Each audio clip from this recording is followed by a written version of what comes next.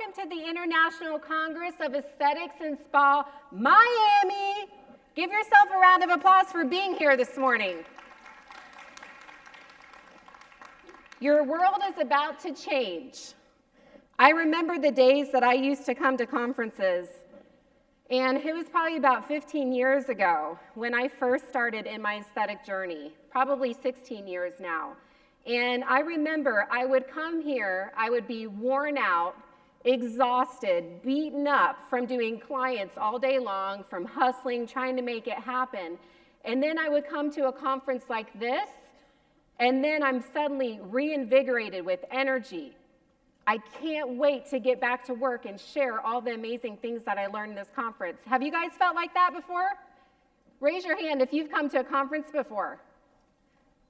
Okay, raise your hand if this is the first time you've come. Stand up if this is the first time you've come.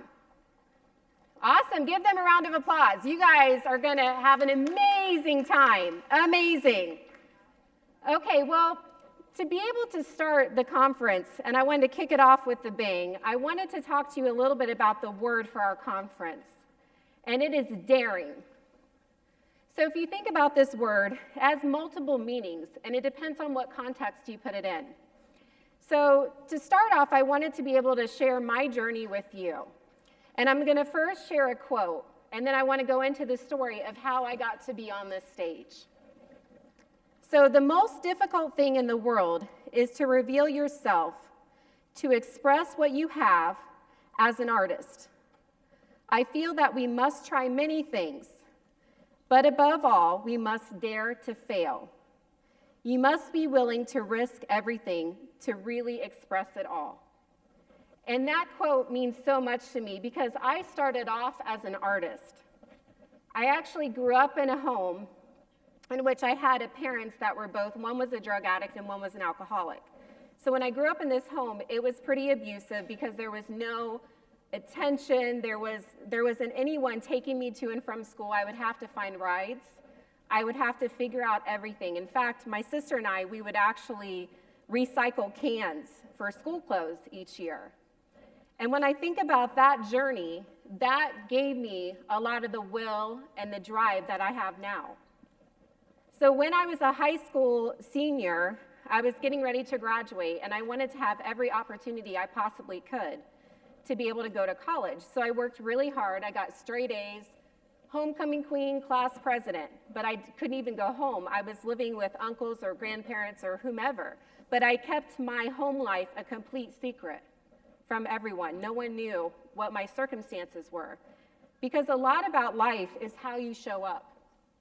And when I would go to school, I would show up and give my 100% best every time. So I was really blessed that I got a scholarship, a full ride to college. So I started out at Ohio State, and then I took an art class. And in my art class, the professor said, "What are you doing here?" And I'm like, "College?" He said, "No, you should be in an art school. You're very talented." And I told him, I said, I don't know anything about an art school, and if it's a private art school, I don't think I can afford it. He said, "Don't worry, I'm going to help you." So he helped me get my portfolio ready. He helped me write all the essays. He even took me to my appointment. And believe it or not, they accepted me into art school and gave me a full ride.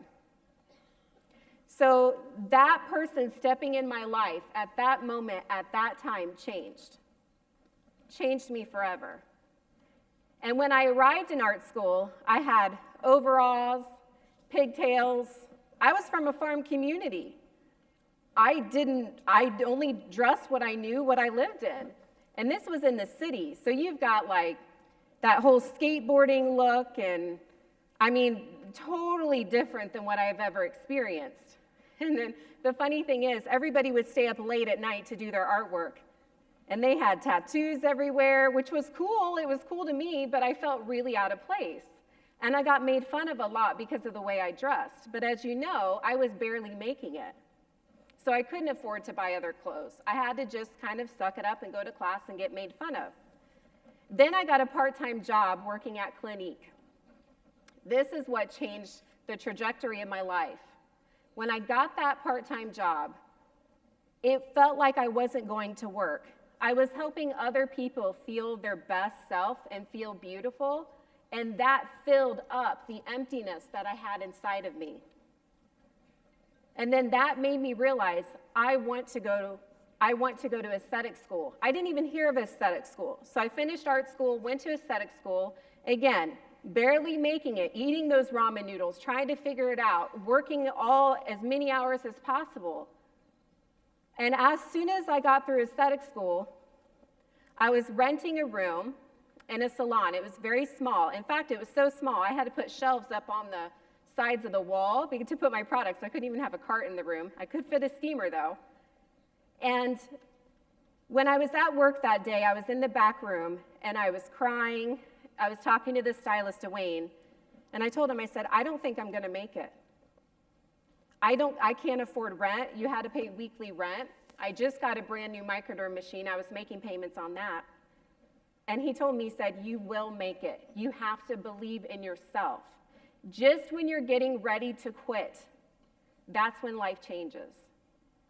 So later that day, he came back and got me in the break room as I was feeling sorry for myself. He said, I have a client for you. I said, okay.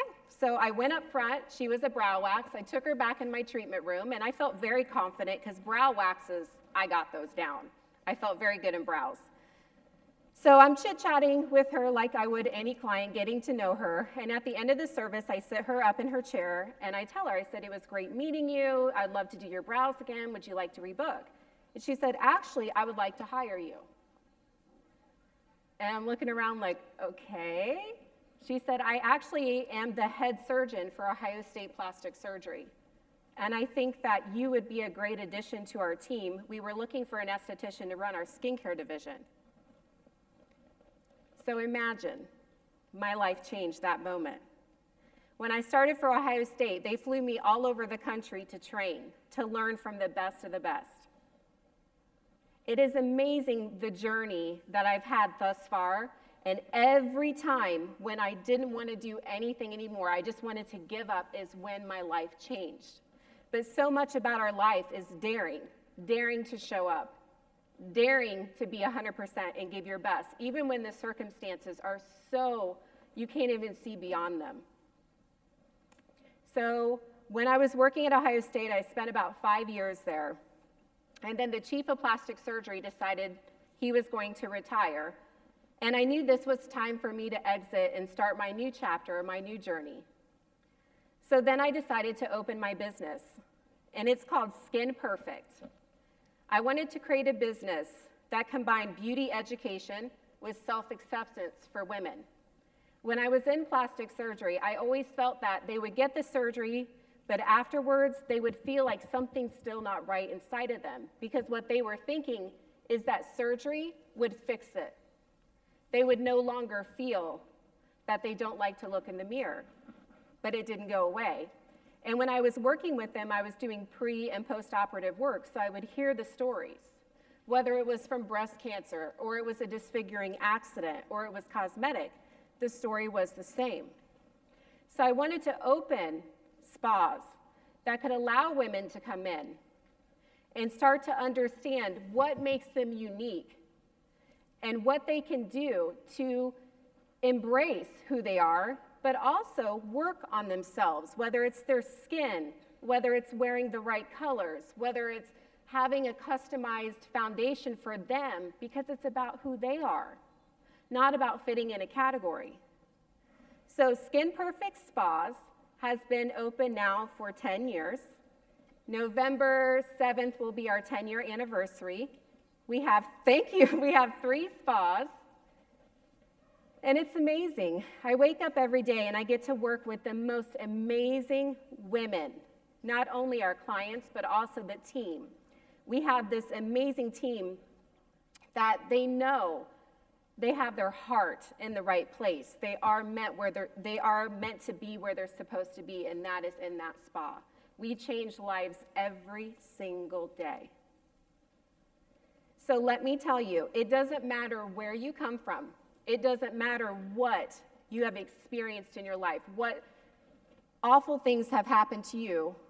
Or maybe you've been just blessed throughout your whole life, but you've been given everything you have, but you don't know how to work for something, the entitlement. Something can change inside of you. And I dare each one of you to step out in something that scares the life out of you. My first day in that plastic surgery practice, I had no idea about clinical aesthetics. I was scared to death. But that is when your life is going to change. So I encourage you at this conference to connect with people, to reach out, shake their hand, introduce yourself. Don't be afraid, because everybody feels the same way. Everybody is nervous. Everybody doesn't even want to look at their neighbor because they feel insecure or they feel that they're not good enough. We're all in the same boat. But what the best part of life is, that's just part of your journey. That's just part of your growth.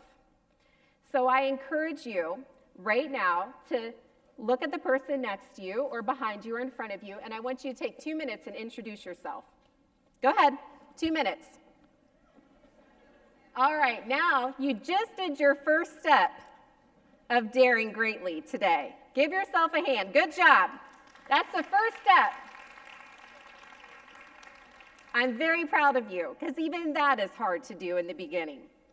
Well, these next couple days are going to change your life, and I want to get started into our first speaker.